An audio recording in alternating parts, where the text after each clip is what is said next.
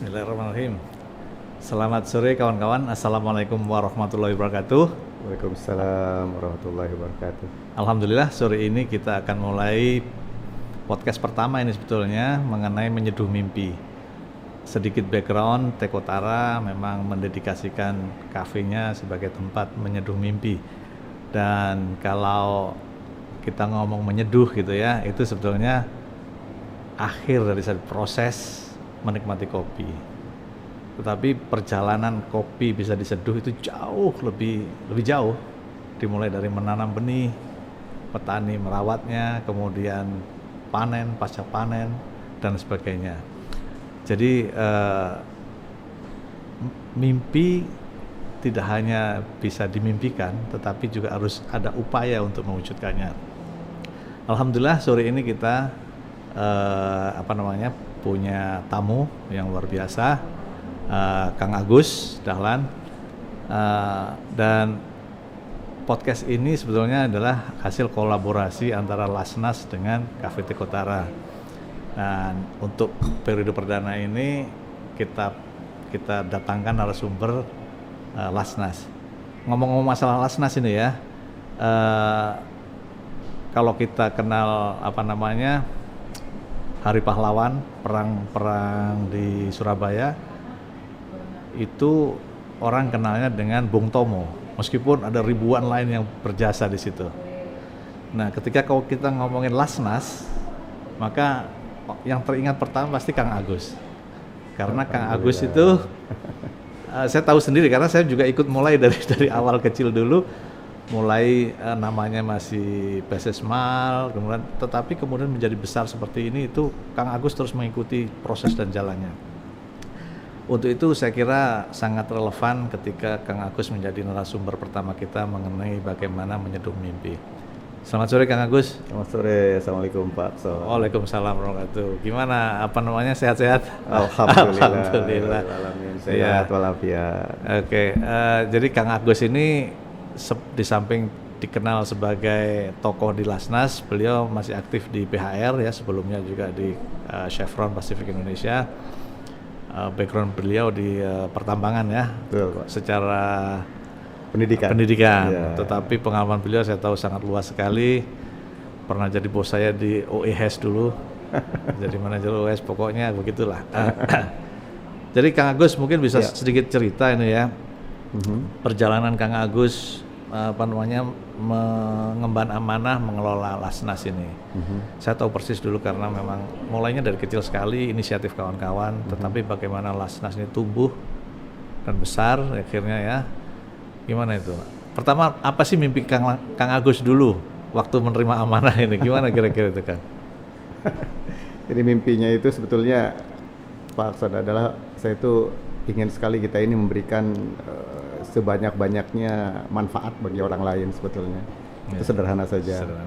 Jadi karena kalau saya pribadi itu selalu berpikir begini, kalau kelak di yaumil qiyamah itu kita akan diadili Allah Subhanahu wa taala, kan nanti ditanya tuh apa sih yang membanggakan di depan Allah yang bisa, ya mudah-mudahan kita selamat gitu ya. Saya berpikir mungkin ibadah saya gitu, sholat saya, puasa saya itu bisa jadi salah, bisa jadi nggak diterimanya juga gitu ya, karena mungkin ada kekurangannya dan sebagainya. Namun ada satu hal yang mungkin mudah-mudahan bisa stand out gitu, yaitu kalau kita membahagiakan orang lain.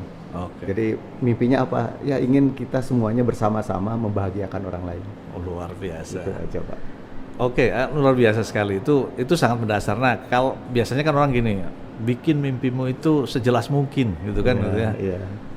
Bentuknya bahkan bisa kalau Kang Agus dulu membayangkan Lasnas nantinya seperti apa waktu pertama memegang amanah ini, bentuknya lah kira-kira. Bentuknya, jadi untuk realnya inginnya sih tidak ada orang yang ketika meminta bantuan kepada kita itu kita mengatakan tidak gitu. Kita pengennya siapapun, keperluannya apapun, inginnya kita selalu kita bisa bantu gitu. Bahkan bukan hanya menunggu sebetulnya, tapi juga kita secara aktif kan untuk mencari juga siapa saudara-saudara kita itu yang membutuhkan bantuan kita. Gitu Pak Aksan. Luar biasa banget itu. Jadi proaktif ya. Iya. Wah, Karena tidak semua orang kan meminta bantuan. Nah, itu saya mau tanya itu, gimana cara pertama ngomongnya agak teknis ini kan, maklum lah. Bagaimana membentuk organisasi capability ini? Kan awalnya kan cuma volunteer ya. Kang Agus juga waktu itu volunteer juga gitu. Kemudian para petugasnya juga volunteer juga gitu. Nah, bagaimana dari organisasi yang voluntary base ini ya kan, kemudian bisa berkembang menjadi sesuatu yang menurut saya dikelola secara manajemen modern ini, gitu ya. Itu perjalanannya gimana kan? Ya, jadi di tahun 2007 itu kita kumpul sama-sama. Gitu. Kemudian dari semua distrik Chevron saat itu sepakat ini seperti yang Pak Akson tadi tanyakan. Jadi kita ingin bagaimana ini dikelola lebih profesional, ya, lebih formal gitu. Maka waktu itu bersatulah semua badan amil zakat yang ada di distrik-distrik itu menjadi satu kesatuan. Nah, dengan demikian juga kita memperhatikan bagaimana organization capability-nya. Kalau dalam dunia zakat itu kan ada yang namanya amil.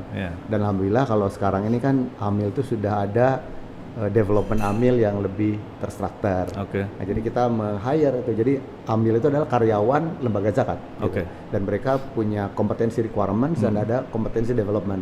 Nah, tentu saja saya bukan ahlinya untuk mendevelop. Jadi dan alhamdulillah kan ada forum zakat, ada IMZ, ada lembaga-lembaga lain yang membantu kita untuk mendevelop para amil atau karyawan lembaga tersebut. Wah, luar biasa. Nah, dulu nyambungnya ke situ gimana itu? Ya, karena gini, Kang Agus, terus terang aja ya, kan nggak gampang ini menyambungkan antara gerakan volunteer gitu ya dengan visi menjadi yang profesional gitu. Iya, benar. Nggak gampang. Bahkan di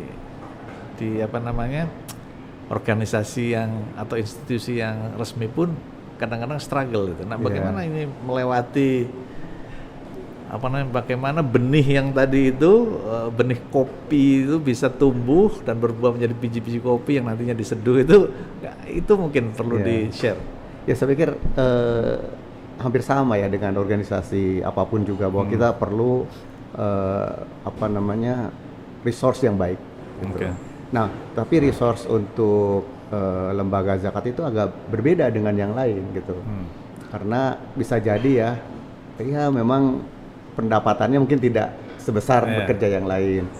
Tetapi saya sering sampaikan bahwa kawan-kawan amil ya, karyawan atau amil zakat, kita ini SK-nya itu, surat ketetapan itu dari Allah SWT dalam Al-Quran. Langsung tertulis di Al-Quran ya.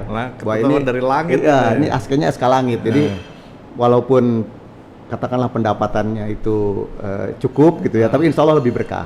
Jadi sehingga sampai sekarang itu banyak amil kita itu yang bekerja ya sudah lebih dari 10 tahun gitu, atau 15 tahun gitu bahkan. Jadi alhamdulillah begitu Pak Akson. Jadi betul-betul pembinaan kepada amil itu dari dua hal.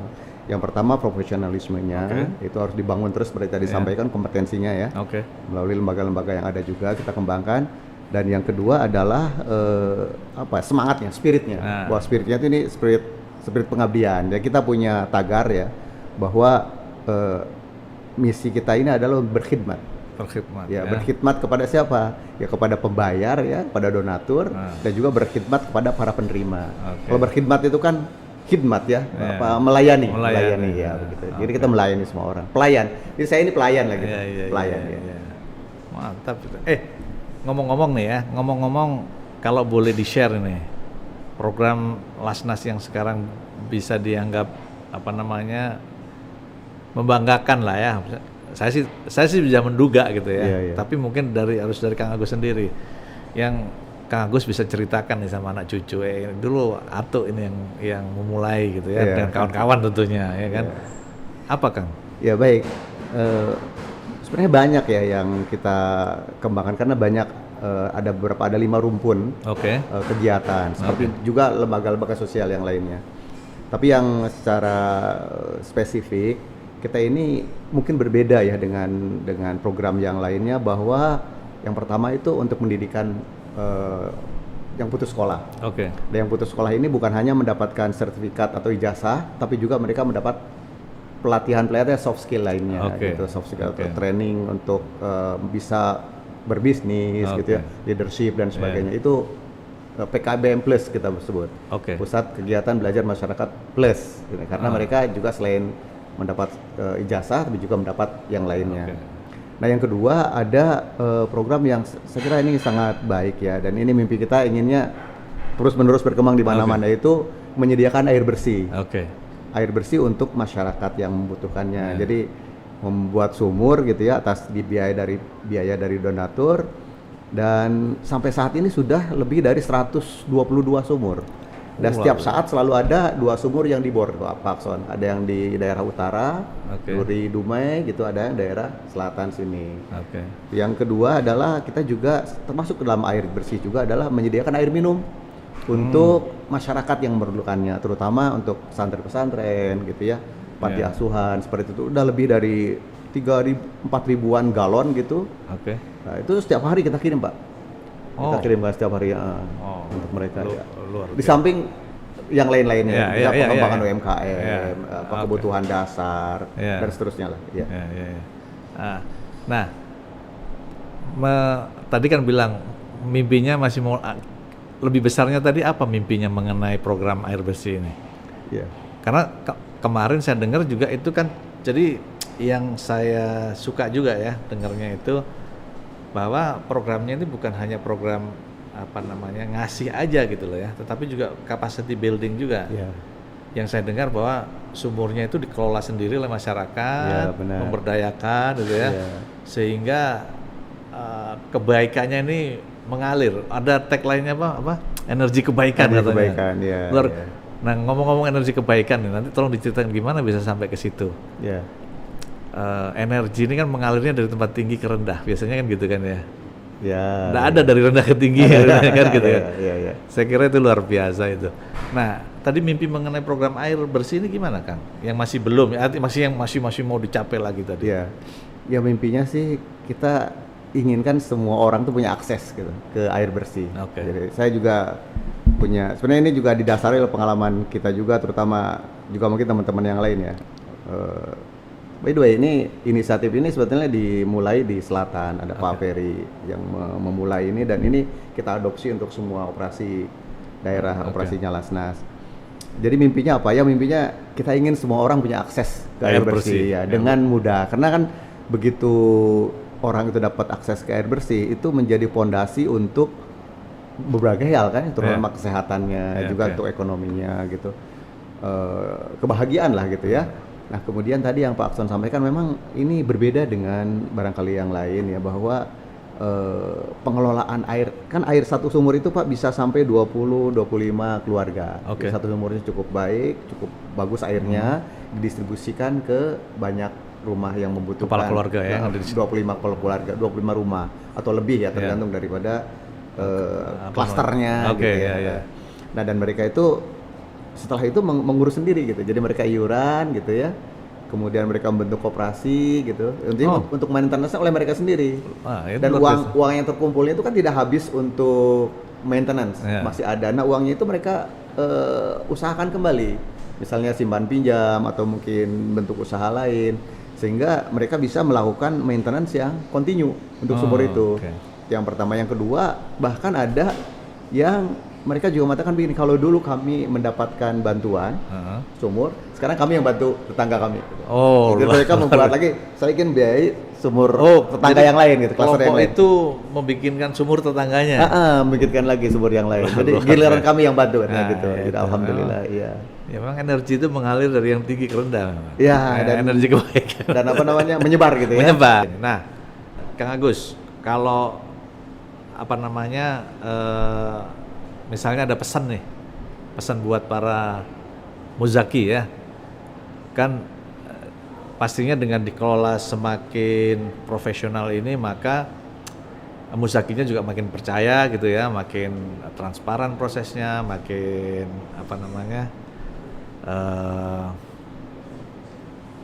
punya trust lah.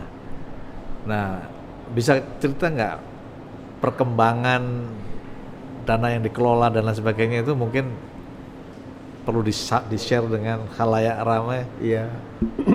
Ya alhamdulillah, jadi dana dan mimpi berikutnya itu ya kan? dana yang kita kelola cukup besar ya, dan ya setiap bulan kita sampaikan berapa uang yang kita terima dan berapa yang kita salurkan. Setiap bulan kita sampaikan pada para muzaki. Ya kemudian tadi juga kami juga selalu mengajak para muzaki untuk ikut dalam proyek ini, proyek-proyek kebaikan ini. Jadi kita punya website gitu ya, energi kebaikan, di mana di situ proyek-proyek Lasnas itu sudah kita sampaikan. Ada prospektusnya, prospektusnya sama berapa pembiayaan yang diperlukan. Jadi teman-teman para donatur, para muzaki ya. Ini by the way ini boleh siapa saja Pak Akson? Boleh muslim, boleh nggak muslim juga. Oh iya, manfaatnya kan untuk kebaikannya untuk semua orang. Ya. Kebaikan itu tidak bisa di kotak-kotak kan? Untuk semua orang. Untuk semua orang. Jadi teman-teman nanti bahkan burung pun berhak menerima kebaikan kan? Benar. Jadi di energikebaikan.com itu nanti kita bisa melihat, bisa memilih proyeknya apa saja gitu. Tapi selain itu untuk di lingkungan karyawan PHR saat ini, sebagaimana juga di Chevron sebelumnya, mereka juga boleh menyerahkan saja kepada kami untuk mengelolanya melalui pemotongan gaji. Tapi satu lagi boleh mereka memilih proyeknya juga boleh. Gitu. Luar biasa ini, mantap ini. By the way, ini kan yang membangun ya itu kan Pak Akson juga dulunya. Gitu. Jadi ya ketika saya di awal-awal itu saya diajarin Pak Akson bagaimana membuat SOP, bagaimana pengumpulan dana, kemudian juga pemilihan program, dan juga bagaimana kita memberikan pertanggungjawaban kepada para donatur. Jadi dulu Pak Akson yang membuat basisnya itu, dan sampai sekarang masih dilaksanakan itu. Terima kasih banyak. Alhamdulillah. Saya lupa itu sudah. Biasalah, kurang istiqomah kalau saya ini. Terlalu banyak proyeknya kemana-kemana. Makanya luar biasa adalah Kang Agus ini mampu mengawal mimpinya itu sehingga menjadi terrealisasi gitu ya. Nah, pesan terakhir nih ya. Pesan terakhir kepada para muzaki. Ada nggak yang mau disampaikan ke para muzaki itu? Dan atau satu ke muzaki kemudian ke yang mau ngelihat podcast ini lah. Iya. Jadi pertama kami itu mengucapkan terima kasih banyak ya kepada para donatur, pada para muzaki, karena tanpa mereka ini nggak ada apa-apanya. Dan semua dari mereka itu sangat benar-benar ikhlas gitu. Ikhlasnya itu pokoknya saya keluarin sekian dan mereka benar-benar mempercayakan gitu kepada kami. Jadi kami sangat berterima kasih.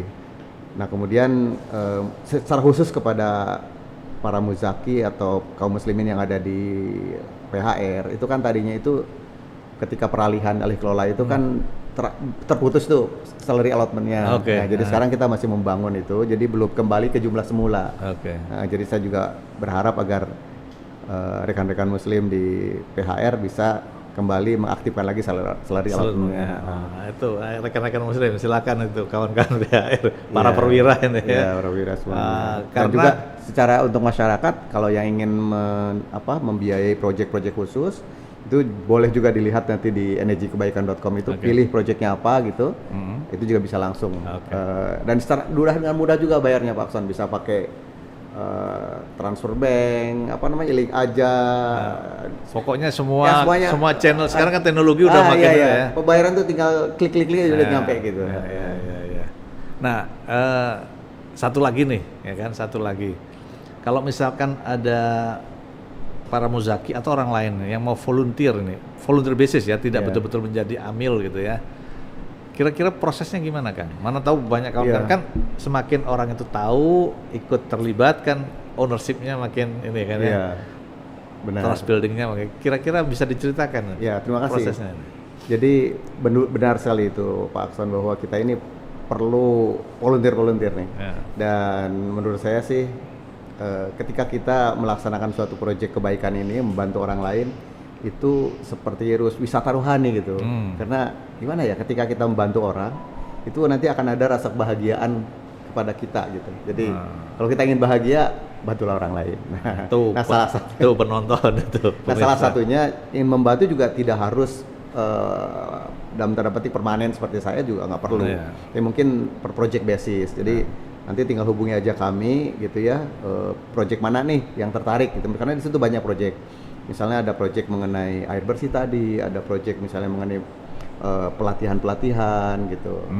Ada project mengenai kemanusiaan, bantuan bencana alam dan sebagainya. Jadi boleh pilih sesuai dengan passionnya masing-masing. Dan boleh per project aja, nggak harus menjadi pengurus gitu. Tapi kalau menjadi pengurus juga alhamdulillah silakan. Kita selalu dengan senang hati selalu menerima dan mengharapkan dan mengajak kawan-kawan semuanya untuk ikut melakukan pembinaan atau nge-manage lembaga zakat ini. Oke. Ya. Wah, ini luar biasa pemirsa ya kawan-kawan. Jadi kalau bisa kita catat nih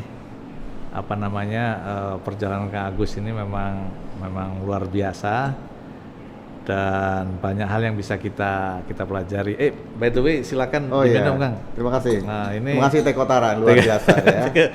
Tempat menyeduh mimpi nih Kang. Jadi pertama terima kasih nih Kang Agus mau jadi narasumber pertama gitu ya. Karena kita memang mau menggulirkan ini. Kami juga punya mimpi. Mungkin tidak senobel yang Lasnas punya gitu ya. Tapi kita punya mimpi bahwa tempat kami ini Tekotara menjadi tempat berkumpulnya energi kebaikan juga. Tempat berkumpulnya untuk bagaimana orang bisa menyeduh mimpinya di sini. Betul. Proses akhirnya. Penyemaiannya sih terserah di mana-mana deh, terserah gitu. Pemilihan biji kopinya mana-mana, tapi seduhnya di sini. Gitu. Pak Son, mohon izin nambahin. Jadi kalau tadi saya udah mengucapkan terima kasih pada para donatur ya. Nah, saya juga ingin terima kasih juga pada para penerimanya, mustahiknya gitu. Jadi para mustahik tentu percayakan sama kita kan mereka mengikuti program-program dari Lasnas dan sebagainya ya. Jadi terima kasih juga pada para mustahik nih, mustahiknya kita berharap para mustahik nanti bergerak itu dari sekarang mustahik atau penerima menjadi muzaki, menjadi pembayar gitu nanti kalau memungkinkan ya. Gitu.